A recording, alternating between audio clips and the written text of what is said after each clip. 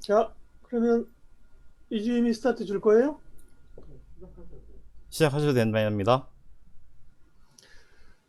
네, 신축년 새해가 밝았습니다. 동학개미 전략사령부 주간 전략회의를 시작하도록 하겠습니다. 오늘은 1월 3일 일요일이고요. 네, 황일한 큐레이터 오셨습니다. 안녕하세요. 네, 안녕하십니까. 반갑습니다. 건강하게 한 해가 시작되고 한 해가 맞춰졌으면 좋겠습니다. 네, 서동국 큐레이터 함께합니다. 안녕하세요. 네, 안녕하세요. 반갑습니다. 2021년 새해 첫날, 첫 휴일이죠. 여러분들과 함께 하얀 소의 해, 성스러운 해라고 하는데요. 또 재물복도 많은 해라고 합니다. 여러분 모두 부자 되시길 기원하겠습니다. 고맙습니다. 네, 그리고 우리 세 명과 함께 오늘은 또 비주얼로 압도하는 우리 김형우 센터장을 저희 방에 오늘부터 모셨는데 안녕하세요. 네, 안녕하세요. 처음 인사드리겠습니다. 김형우입니다. 반갑습니다. 그리고 새해 복 많이 받으십시오. 네, 김, 반갑습니다. 네, 우리 김형우 센터장은 김센은 어디 센터장인지는 이제 나중에 차차 밝혀질 거니까요. 국가 기밀입니까? 네, 국가기밀입니다. 네, 양해 부탁드립니다. 차차 말씀드리도록 하겠고요. 자, 시작하겠습니다. 지난해는 뭐 마지막 날까지 정말 불을 뿜으면서 주식시장이 정말 살다 살다 이런 주식시장은 정말 석희님 처음 보죠, 진짜. 예, 그렇습니다. 네. 뭐라 그럴까요? 뭐 말이 필요 없죠. 그 네. 엄청난 돈의 힘, 예, 가고자 하는 시장의 어떤 방향성, 뭐 한마디로 뭐 그냥 게임 끝났다, 뭐 이런 식의 분위기. 원칙입니다. 네. 예. 그래서 2873 주간 그 연간으로 30.7% 코스피 올랐고요. 저점에 1439에 비해서는 100% 올랐습니다. 자, 그러면 이번 이제 2021년은 어떻게 될 것인가에 대해서 일단 2021년 시장에 대해서 어떻게들 보시는지 전망은 다 그 장밋빛인데요. 한 1분씩만 어떻게 보시는지 좀 코멘트 들어보도록 할게요. 황교님 어떻게 보세요? 2021년 시장. 일단 저는 데이터에 기반한 얘기를 많이 하게 되는데요. 전체적으로는 좀 그 우하향하는 쪽으로 자꾸 저는 잡힙니다. 사실은. 저도 시장 참가자로서 계속 장이 화랑세가 유지되기를 바라지만 어쨌든 좀 경계의 눈빛을 한 1, 4분기 이후부터는 좀 경계의 눈빛이 더 강해져야 되지 않을까 그렇게 보는 게 제 기본적인 시각입니다. 네, 2021년 시장 전망 석규님 1분. 저는 개인적으로 조금 더 추가적인 상승이 이어질 가능성이 높은데 지난 2020년처럼 뭐 그냥 계속 고고하는 거는 아니고 계속 뭐 좋게 보면은 계단식이고 나쁘게 보면 계속 그 뭐 월 단위 또는 분기 단위마다 출렁출렁거리면서 고비고비를 넘어가는 그런 어떤 우상향의 패턴을 보이지 않을까 이렇게 생각을 합니다. 예, 올해 시장 우리 김쌤은 어떻게 보세요? 네, 사실 저도 지금 우리나라 상황을 보면 작년에도 대부분 국내 시장이 이제 뭐 하반기에 강하게 불을 뿜어주었지만 해외 주식에 대한 선호도, 뭐 직접 주식 투자, 동학개미에 비한 서학개미 열풍 이런 부분들이 저는 지속될 수 있다고 보고 그 기저에 여전히 유동성이 있고요. 해외 주식도 코로나가 지금 현재 변종이 갑자기 나오면서 뭔가 폭락이 오는 거 아니냐라는 두려움이 커지지만 한편으로 생각하면 그럴 때마다 중앙은행이 나서서 유동성을 풀었기 때문에 또 반등했던 기억을 갖고 있어서 저도 앞에 석큐님이나 뭐 황큐님처럼 좀 변동성이 생길 수 있다 생각은 들지만 충분히 극복해서 다시 크게 반등이 나올 것 같다. 그래서 큰 폭의 좀 상승이 나올 수 있는 한 해가 될 거라고 예상을 하고 있습니다. 네, 황큐님은 큰 폭의 상승이나 변동성 극복한다고 얘기 안 하셨는데 안 좋다. 아, 그렇네요. 석큐님. 뭐 의견 난 달라야 이래야 매매가 되지 뭐. 화양이라고 하셨죠. 맞아요. 죄송합니다. 그러게요. 그래야 매매가 됩니다. 예, 아니 뭐 내년에 사실 안 좋을 거라고 얘기하면 지금도 근거가 뭐야라고 얘기하잖아요. 저도 뭐 다 좋다고 얘기하는데 좋다고 보는 분들의 근거를 꺾을 만한 그 논리적인 로직은 없으나 여태까지 보면 어쨌든 많은 사람 곁에 서면 돈을 못 벌었다. 그래서 작년에도 2019년 끝날 때 2020년 이렇게 망가질 걸로 본 사람이 없었고 주가가 팬데믹 왔을 때 떨어질 때 1,400까지 간다고 본 사람도 없었고 올라올 때 사실은 한 1,800 정도 생각했지 2,700까지 본 사람도 없었거든요. 그런 점에서 역발상적으로 좋은 걸 부정할 수는 없으나 역발상적으로 또 변동성도 대비를 해야 된다. 그런 생각이고요. 근데 내가 이게 약간 나도 시장이 좋길 바라지만 경계를 해야 된다는 뜻으로 자꾸 얘기하는 것 중에 하나가 우리가 12월 초에도 한번 나왔던 얘기가 뭐였냐면 그 버핏 지수 얘기를 한 적이 있어요. 버핏 지수. 네. 그죠? 그래가지고 우리나라나 아니면 다른 나라든 그 나라의 시가총액이 GDP 대비해서 어느 정도 수준이냐. 이제 그 얘기를 되게 많이 하잖아요. 그러니까 지금 내가 오늘 와서 계산해 보니까 지금 우리나라가 한 2조 3,250 이 정도가 시가총액이에요. 그래서 그걸 GDP로 이렇게 환산해 보니까 한 146%가 나와. 근데 100을 보통 기준으로 해서 120이나 130이 되면 약간 그 시장이 조금 오버돼 있다라고 하고 70이나 80 정도 수준이면 언더돼 있다라고 표현을 하는 거거든요. 근데 물론 옛날에 일본이 막 그 화랑일 때 니케이가 한 3배까지 갔었대요, 사실은. 근데 하여튼 아니, 우리나라 지금 너무 높다는 거지. 그때와 지금은 다르다라는 게 주식시장에서 가장 비싼 내 단어. 그래서 this time is different지 그때 뭐. 달라요. 네. 오늘 이따 하실 얘기가 그건 아니죠? 그건가요? 준비하신 게? 나는 그쪽 얘기가 좀 많아요. 그럼 좀 이따가 시간 되실 때 해주시고요. 예. 자, 그러면 각자 준비한 내용들 저부터 좀 볼게요. 저는 일단은 뉴스하고 일정 담당자이니까요. 먼저 뉴스 좀 챙겨보도록 하면요. 코로나는 뭐 계속 코로나19를 확산하는 상황인데 이제 지금 연휴 동안에 검사 건수가 좀 줄어서이겠지만 600명대로 떨어졌다는 거잖아요. 그래서 정부는 코로나19 3차 유행 정점을 완만히 지나는 것으로 판단을 하고 있다라고 하고 이거 2.5단계를 2주간 더 연장을 하기로 했습니다. 정치권에서는 이제 이명박 박근혜 사면 얘기가 있어서 이제 이건 정치의 어쨌든 소용돌이 속으로 들어가는 것 같고요. 부동산 값은 전반적으로 올해도 오를 걸로 보는 시각이 많고 작년에 사상 처음으로 인구 데드크로스가 났네요. 출생자 수는 27만인데 사망자 수는 30만 명으로 데드크로스가 났어요. 이런 것도 이제 인구 통계학적으로 이런 게 굉장히 중요한 거니까요. 우리가 좀 봐야 될 것 같고 시진핑하고 푸틴하고 다시 미국을 압박하자 이런 움직임이 결국은 미중 간의 소위 이제 3차 갈등 이런 것들이 이제 바이든 행정부가 출범하게 되면 간다고 봐야 되는 거겠죠. 이제 그런 점에서 또 좀 신경을 좀 쓸 일이 당장은 아니지만 좀 있어 보이고요. 네, 이번 주 일정 좀 챙겨보도록 하겠습니다. 하나금융투자에서 매월 발간하고 있는 증시 캘린더인데요. 뭐 약간 좀 일정이란 게 그때그때 달라지기 때문에 조금 달라질 수도 있는데 참고가 됩니다. 일단 지금 공유가 화면이 안 돼 있는 것 같은데. 공유가 안 됩니까? 잠깐만요. 네, 그러면 다시 공유를 해보도록 하겠습니다. 감사합니다. 공유가 안 됐군요. 공유가 됐나요? 네, 좋습니다. 네, 잘 보입니다. 이제 하나금융투자 리서치에서 매달 발간하는 자료고요. 1월 3일이 보면 우리는 지금 3일이지만 미국은 이제 아직 3일 아니잖아요. 미국 이제 117대 의회가 1월 3일 날 공식 출범을 하게 되고요. 그거와 함께 중요한 게 이제 1월 5일 날 조지아주 상원 결선 투표가 있습니다. 여기서 민주당이 2석을 찾아가지고 이제 부통령까지 해서 기세를 5장을 잡느냐 아니냐가 이제 굉장히 중요한 그런 정치적인 일정이고요.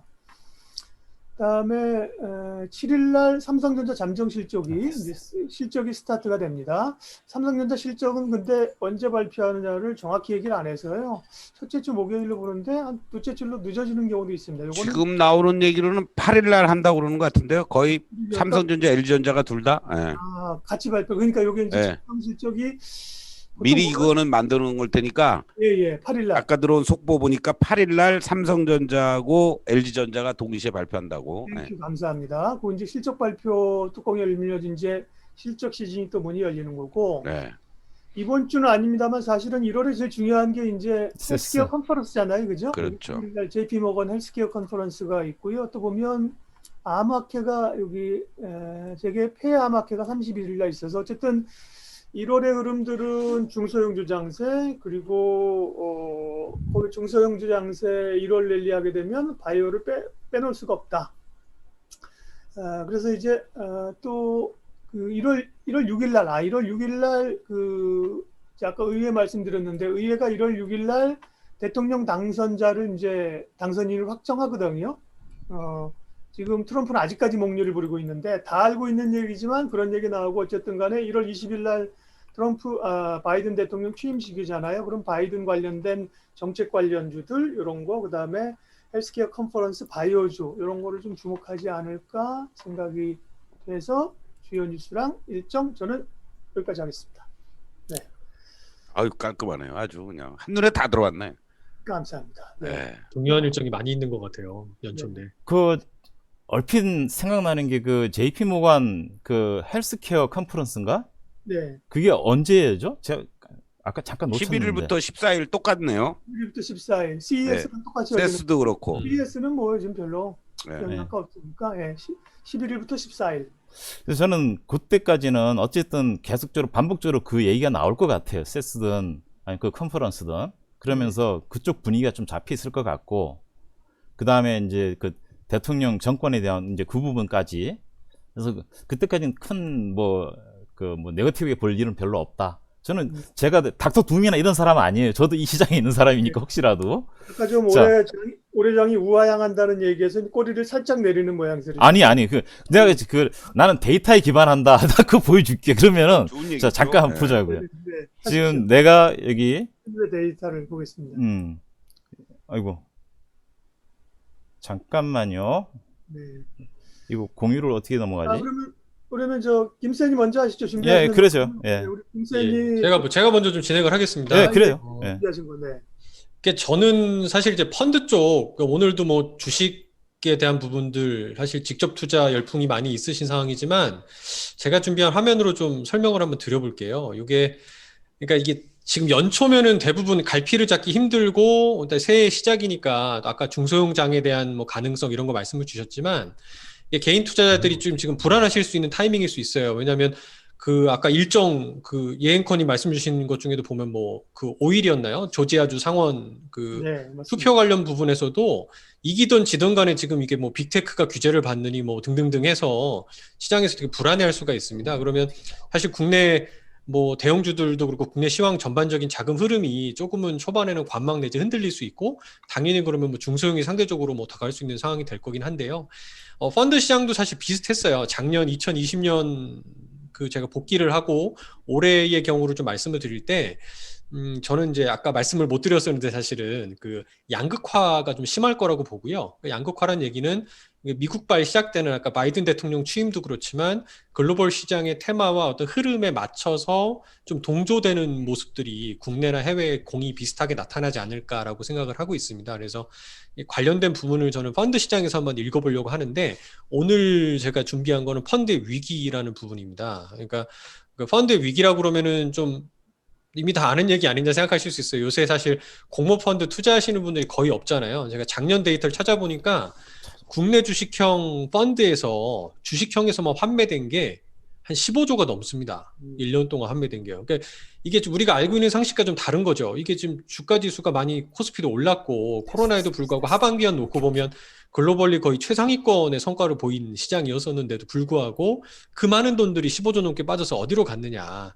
그러니까 20, 30대가 영끌해서 집 사러 자금이 가는 경우도 있었을 거고 대부분은 여기는 직접 투자라든가 그 다음에 요새는 펀드라고 하더라도 주식같이 시장에 상장돼서 거래되는 펀드 상장 지수 펀드라는 ETF 쪽으로 자금이 많이 몰렸다. 그래서 이런 부분의 선호 현상이 확대되는 게 2020년도의 현상이었었거든요. 근데 저는 그럼에도 불구하고 이런 공모펀드 쪽에서 되게 재밌는 현상이 하나 나타난 게 있어서 오늘은 그 부분을 좀 말씀을 드리려고 준비를 해봤는데요.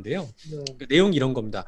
우리가 이제 핀테크, 테크핀 이런 게 되게 요새 열풍이 불고 우리 모레 같은 경우 뭐 데이터 3법해서 마이데이터 같은 부분들이 활성화가 돼서 많은 금융회사들, 은행이나 증권사들이 뛰어든다는 뉴스들을 많이 보셨을 건데요. 실제 작년에 시작을 보인 게 아닌가라는 제가 증거를 하나 찾아볼 수가 있었습니다. 뭐였냐면 펀드가 위기고 힘들다고 했는데 지난 한 해 동안 그냥 가만히 내비뒀는데 이런 플랫폼을 타고 1,000억 이상 늘어난 펀드가 있었어요. 예, 대부분 이게 관심 없는 분들은 못 보셨을 수 있는데 이게 뭐였냐면 펀드 이름이 키움 자산운용의 똑똑한 4차 산업혁명 ETF 분할 매수라는 펀드입니다. 그래서 내용만 보시면 이거 뭐 별거 없는 거 아닌가 4차 산업혁명 이미다 이름도 들어봤고 식상한데라고 생각하실 수 있는데 생각보다 1,000억 넘게 팔렸어요. 그러니까 참 안타깝죠. 이게 1,000억 넘게 팔렸다는 게 사실 뉴스가 되는 세상이 될 정도로 15조가 넘게 돈이 빠져나갔는데 요게 1,200억 넘게 팔린 배경이 뭐였냐? 라는 게 저는 이게 핀테크, 테크핀과의 결합인데 결론 지어 말씀드리면 카카오하고 손을 잡은 거예요. 그러니까 카카오페이가 그동안에는 그 P2P라는 상품을 주로 팔았었는데 얘들이 P2P 말고 올해 2월 말에 론칭을 한 게 뭐였냐면 이런 펀드를 론칭을 했어요. 아마 하고 계신 분 아마 사전 그 예약을 걸고 예탁금 이용료 5%씩 주면서 사전에 이벤트도 했었고 그래서 2월 말부터 펀드를 팔기 시작했는데 최소 가입 금액이 1,000원이고요. 뭐 동전 모으기, 알 모으기. 저희 뭐 카카오 T로 해서 제가 택시 타고 남으면 결제하잖아요. 결제하면 알을 보내주는 거 아세요? 이걸로 해서 그런 것들 몇백 원, 몇십 원, 뭐 1,000원씩 쌓인 돈들이 1,200억 넘게 들어와 있는 거예요. 이게 굉장히 대단하네. 놀라운 모습인 것 같고, 이렇게 제가 차트를 보여드린 것도 요게 이제 빨간색으로 표시된 게 이제 카카오 이 펀드입니다. 근데 카카오페이에서는 이름을 뭐 이 키움 자산 이런 거 보이지 않고요.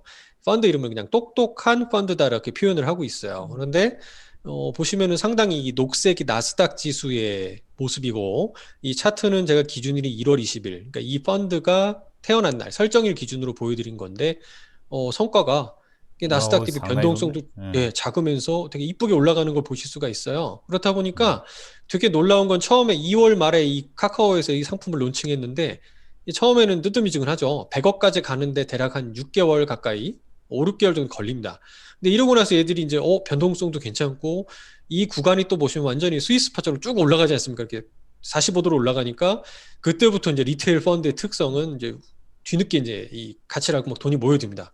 그래서 순간에 좀 가파르게 모여들어서 저는 이렇게 이런 흐름들이 우리가 별거 아니라고 생각했던 이 핀테크나 테크핀이 과연 뭐 기술은 앞서지만 돈을 벌까? 근데 이게 실제 우리가 힘들어하는 기존의 산업들 공모펀드랑 만났을 때도 이 정도의 파괴력을 보여주다 보니 아마 이게 향후에도 올해 꽤 많은 혁신을 좀 일으키지 않을까라는 상상이 한번 일단 들어봤고요. 그러면 이거는 지금 카카오페이에서 가입할 수 있다는 거죠? 똑똑한 그렇습니다. 그래서 제가 이거 사실은 이게 가입하는 부분 하나 먼저 한번 살짝 보여드리면 제가 뭐 카카오페이 사람도 잘못하면 아니지만 이거 프로모션 되겠는데? 펀드. 그래서 중요한 거니까. 이게 네. 키움자산 다니는 제 지인 그 디지털 마케팅하는 되게 친한 분이 계셔서 물어보니까 뭐 키움자산에서 일절 프로모션으로 상품권 걸거나 그런 거 아무것도 안 했어요. 그냥 카카오에서 알 모으고 뭐하고 성과 좋고 그런 게 자동으로 돈이 모였더라. 되게 자기들도 신기해한다라고 회사에서 분석을 하는데 그러면 얘들은 죄송한데요. 4차 산업혁명 ETF라는데 뭐가 주로 들어가 있는 걸까요? 네, 그거 먼저 제가 한번 보여드릴게요. 네네. 제가 가지고 와봤습니다. 어떤 글자가 좀 작아서 죄송한데 음. 종목 이름을 다 알 필요는 사실 없어서 제가 이제 테마를 좀 갖고 와봤는데요.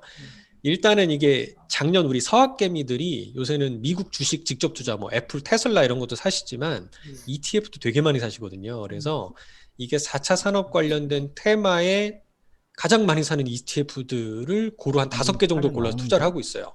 아, 해외 막 ETF를 보고 있는데? 편입한 거에 재간접 펀드예요? 그렇습니다. 이건 이제 이게 요새 괜찮아. 얘기하는 EMP라고 그러죠. ETF 매니지드 포트폴리오라고 얘기를 하는 그 EMP 상품입니다. 그냥 이렇게 펀드 껍데기만 펀드를 씌운 거고 실제 투자하는 자산들은 그 4차 산업 ETF들 투자하는 거예요. 여기 보시는 테마가 전자상거래, 그러니까 티커로 아이바이라고 하는 걸로 찾아서 쉽게 투자 많이 하시는 것들인데 이게 한 13% 정도. 그다음에 인터넷 VGT라고 하는 게 이제 뱅가드에서 운영하는 ETF인데 제일 큰 거거든요. 미국 인터넷 ETF고 45조 정도 규모가 됩니다. 굉장히 크다. 큰 상품이죠. 그래서 여기에도 한 11% 투자를 하고 있고 반도체가 또 SOXX라고 하는 또 ETF에도 한 7% 투자하고 있고 그다음에 클라우드 테마 작년 상반기에 유행했었던 클라우드 테마에도 한 5% 정도 SKYY라고 투자하고 있는데 얘도 한 6.6조 정도 되니까 굉장히 크죠. 그래서 여기도 투자를 하고 있고요. 뭐 블록체인 같은 경우 이건 이제 하반기에 이제 중국도 그렇고 암호화폐 이슈로 해서 많이 뜨고 있는 블록체인에서도 한 4% 정도 투자가 됩니다. 더 재밌는 건 이게 합치면 100이 안 돼요. 이게 뭐냐면 분할 매수 기능이라 그래서 밴드 트레이딩을 해줍니다. 그러니까 오를 때는 조금 사고요. 투자해 놓으면은 주가가 떨어지잖아요. 그럼 떨어질 때는 좀 더 사는 구조로. 그래서 반등하면은 이제 차익 실현해버리고 다시 리셋시키고 뭐 이런 형태의 분할 매수하는 기능까지 가미가 돼 있어서 생각보다 변동성이 주로 작았던 거예요. 앞서 그래프 보여드렸던 저기 것처럼. 김세님, 지금 만약 이런 차원에서 네. 이제 우리는 지금 주간 주식 전략을 지금 잡는 입장에서 본다면 이걸 어떤 네. 식으로 우리가 소화를 해내는 게 좋아요?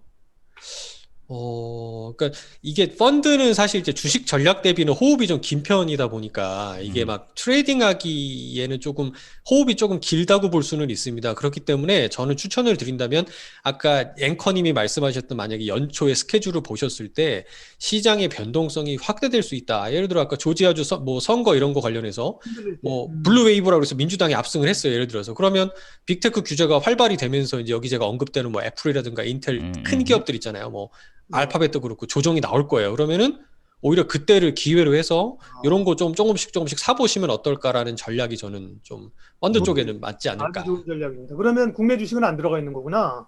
네, 여기 들어있긴 합니다. 자세히 보시면 여기에 아, 그래요? 삼성 일렉트로닉스, 삼성전자도 들어가 있고요.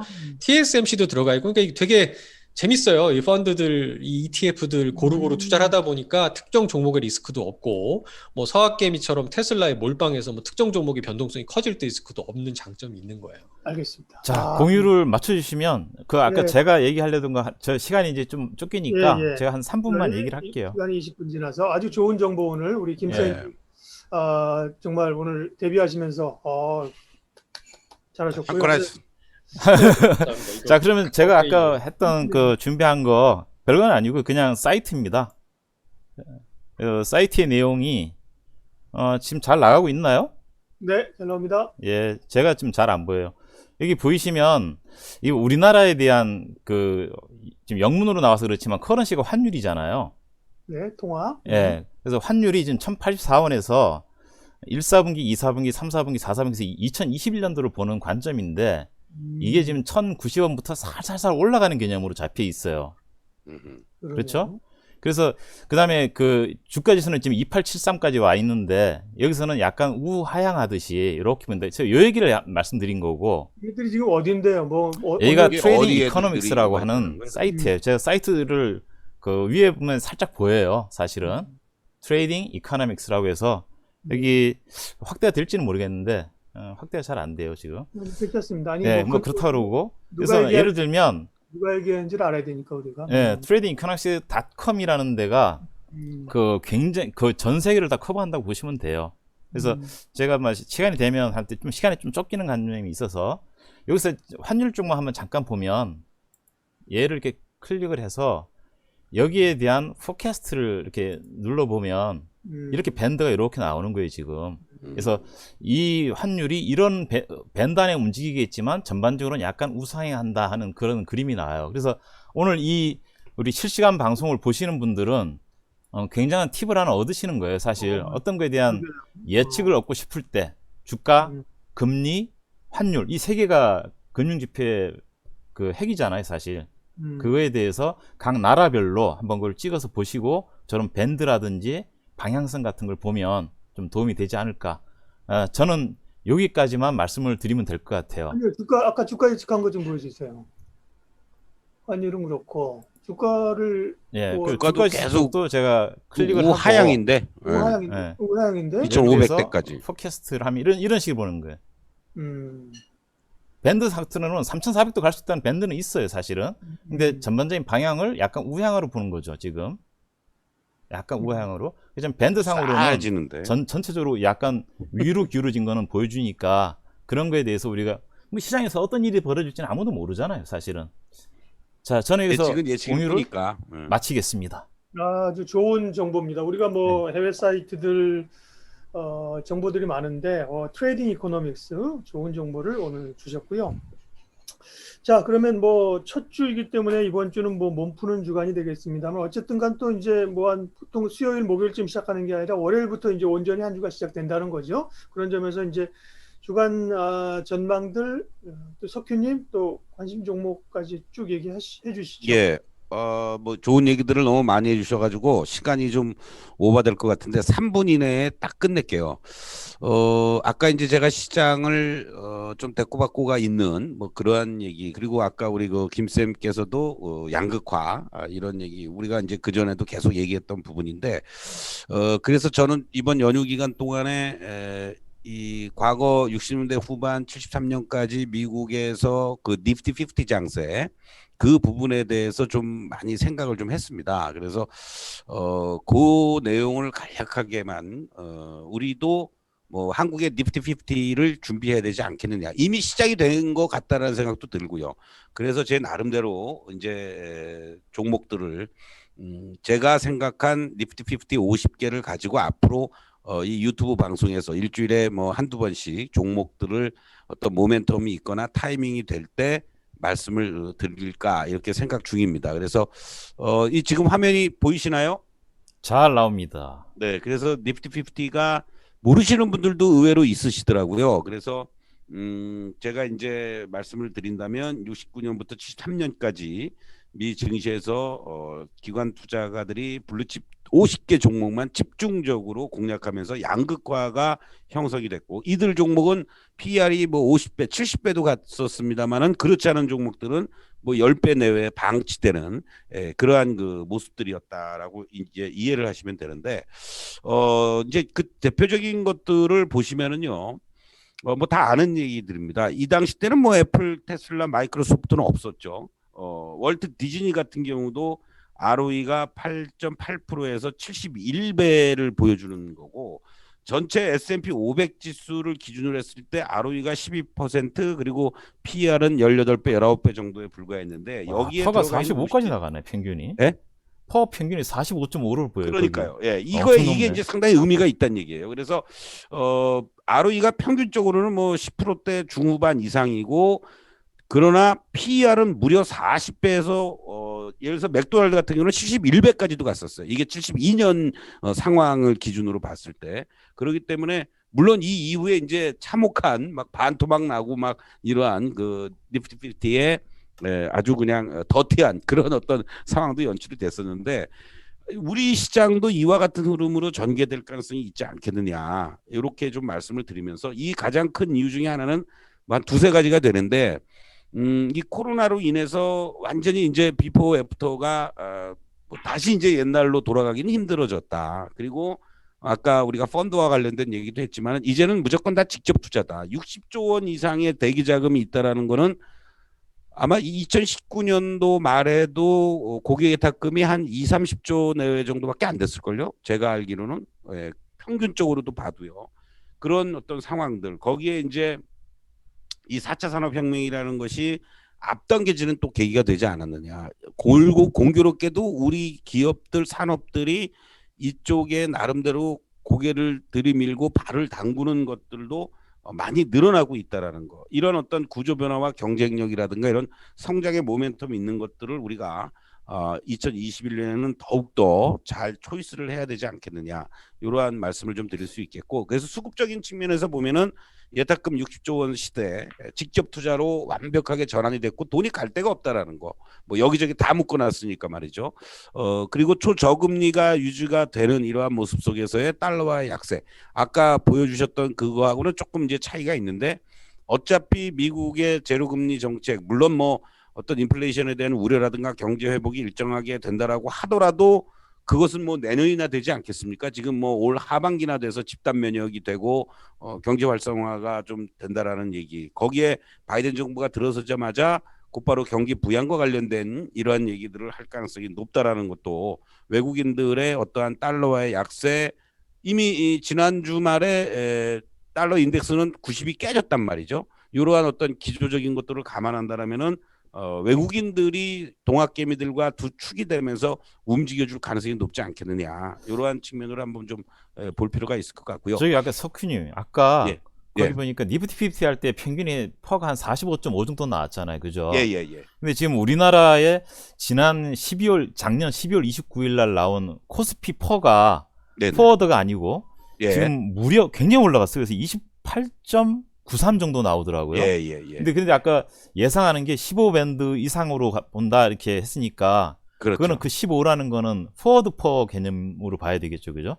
최소한도 현재 사실 PR을 포워드로 기준했을 때는 고평가가 아니라고 얘기를 하잖아요. 항상 12, 13배 정도가 우리가 저항대였고, 그 지수 밴드로 본다면 그게 2200, 300인데 그거를 뛰어넘었고, 삼성전자도 12, 13배에서 이미 뭐 포워드를 감안하더라도 지금 15배 정도를 지금 주고 있는 거 아닙니까? 그렇죠. 그러한 것들을 감안하면은 우리가 PR 밴드도 어떤 면에서 보면은 이 니프티 50 뭐 대표적인 뭐 삼성전자를 중심으로 해서 뭐 한 2, 30개만이라도 움직여 준다라면은 뭐 PR 밴드 걔네들이 중심이 돼서 20배도 갈 수 있는 그런 그러니까 상황 퍼가 아닙니까? 레벨업 될 가능성도 있네요. 그죠? 그렇죠, 전반적으로. 그렇죠. 예, 예. 예, 그런 그렇게 보이네. 관점으로 제가 이제 보게 된 거고요. 음. 그래서 제가 한 10개 정도의 섹터들, 어차피 지금 시장에서의 주도 섹터들은 전기전자, IT 소부장, 자동차 부품과 전기 자율, 2차 전지, 뭐 그린 에너지가 이제 전면부에 나설 가능성이 높고 거기에서 이제 우리가 트레이딩 내지는 여러분들이 그나마라도 좀 편하게 매매할 수 있는 종목 위주로 좀 선정을 좀 해봤습니다. 아무래도 뭐 코스피 종목이 더 많긴 한데, 그리고 이제 바이오 제약이라든가 게임 엔터 뭐 이것을 우리가 이제 컨텐츠 쪽이라고도 볼 수 있겠고, 언택트라든가 경기 민감 쪽들에서의 뭐 1등주 내지는 옐로우 칩 정도, 그리고 5G와 방송 컨텐츠 쪽들, 그리고 소비단들 뭐 이런 것들을 중심으로 해서 한 뭐 적게는 3개에서 많게는 뭐 6, 7개 정도까지 해가지고 50개 종목을 선정을 했는데, 이거 정확하게 50개예요? 예, 정확하게 50개입니다. 뭐 그럼 넣고 이거로 빼고 지수 해서. 만들 수 있을 것 같은데? 예? 지수. 이게 코리아 뭐라? 니프티 50 지수. 예. 자꾸만 헷갈리게 지금 시간 없어서 빨리빨리 5분이나 지났네. 그래서 이것들을 기준으로 해서 이제 앞으로 여러분들이 제가 말씀을 드릴 거고, 현재 시점에서 이번 주에 여러분들이 관심을 가질 만한 것들은 LG전자와 LG이노텍이다. 특히 오케이. 이제 LG전자는 이제 과열로다가 해서 얘네들이 30분씩 거래되나요 지금? 참 골 때리는 시장이 돼버렸습니다. 뭐 LG전자가 상한가 가질 않나, 뭐 30분씩 뭐 중소형 개별 종목 움직이듯이 저런 것도 되는데, LG 이노텍 같은 경우에는 뭐 그냥 아무 때나 사도 되지 않을까? 왜 대표적인 거를 보면요, 삼성전자도 이미 15배, 삼성전기도 18배예요 PER이. 근데 LG전자는 9배입니다. 9배. LG 이노텍은 9배고요. LG전자는 10배에 10배. 예. 근데 LG 이노텍이든 LG 전자든, 특히 LG 이노텍 같은 경우에는 애플발 이 광학 솔루션 쪽, 모듈 쪽이 워낙 뭐 비중이 크다 보니까 걔네들이 좀 잘 팔리면은 실적이 좀 좋아지고, 안 그러면은 뭐 떨어지고, 이런 어떤 과정에서 이제 전장 쪽 부분이 적자에서 흑자로 성장의 모멘텀을 찾게 되는 계기가 된다. 뭐 현재 EPS를 기준으로 본다면 내년도 EPS가 2만 원이 나와요. 그렇기 때문에 뭐 지금 뭐 10배 내외에서 20만 원 내외, 뭐 9배 18만 원, 뭐 이건 당연한 건데, 우리가 여기다가 PR 밴드를 조금만 더 줘도 LG전자가 영원한 은둔의 그룹이라는 상황에서 고개를 쳐든 거 아니겠습니까? 그러면 LG전자는 앞으로도 저게 뭐 10, 한 2, 3배만 가주자, 뭐 이노텍도 12, 3배만 가주자 하더라도 지금 자리에서 LG이노텍 20, 한 3, 4만 원은 충분히 가는 거고, LG전자도 지금 이 자리에서 우리가 단순하게만 봐도 지금 뭐 이제 10배 가고 있는데 충분히 소화할 수 있는 자리들 나오지 않겠느냐, 이런 관점에서 LG전자 13만 원대, 뭐 이건 쉽게 이번 구간에서 아마 15만 원 이상 넘어가고, LG이노텍도 20만 원 이상을 넘어가면서 이제 한 단계 레벨업된 상태 속에서 움직여주지 않겠느냐. 그래서 이번 주에는 여러분들이 흔들릴 때마다 LG이노텍 내지는 LG전자를 매수했으면 좋겠다, 이렇게 정리를 하겠습니다. 그러니까 이번 주 이상입니다. 완픽? 이번 주 완픽? 예. 좋은 얘기세요. 왜냐하면 사실은 지금 새 대통령 비서실장의 그 유영민 씨가 지금 전 장관이 지금 네. 임명됐거든요. 이분이 LG 출신이라는 거거든요. 물론 포스코에 그랬는데 맞아요. 예. LG에 있었기 때문에 저도 이게 가뜩이나 탄력받은 LG 그룹주들이 뭐 어쨌든 들이대면 갈 수 있겠다 생각했는데, LG 전자나 LG 이노텍도 굉장히 아주 좋은 아이디어입니다. 지난번에 하이닉스 갈 때 못 말리는, 그리고 못 말리는 것처럼 LG 그룹도 사실 지금 말릴 수 있는 단계는 아니거든요. 근데 이제 주가의 레벨 부담 이런 건데, LG 전자나 LG 이노텍 아주 감명 깊게 오늘 들었습니다. 네. 자, 뭐 할 얘기는 많지만 늘 인생도 주식도 아쉬움이 있어야 됩니다. 그래서 오늘은 이 정도로 마치고, 또 한 주를 열심히 우리가 치열하게 좀 주식시장에 참여했다가 다음 주에 모였을 때 한 주 정리하고 또 전략 세우도록 하겠습니다. 자, 주간 주식 전략사령부 주간 전략회의, 오늘은 여기까지 하겠습니다. 자, 김센, 우리 끝날 때는 이걸로 이렇게. 치고 하면 그걸로. 이게 이게 뭐라 그러지? 올라가라 이렇게 건가요? 생각해보니까 예. 오늘 주간 전략회의는 여기서 마치도록 하겠습니다. 수고하셨습니다. 네, 고맙습니다. 고맙습니다. 수고하셨습니다.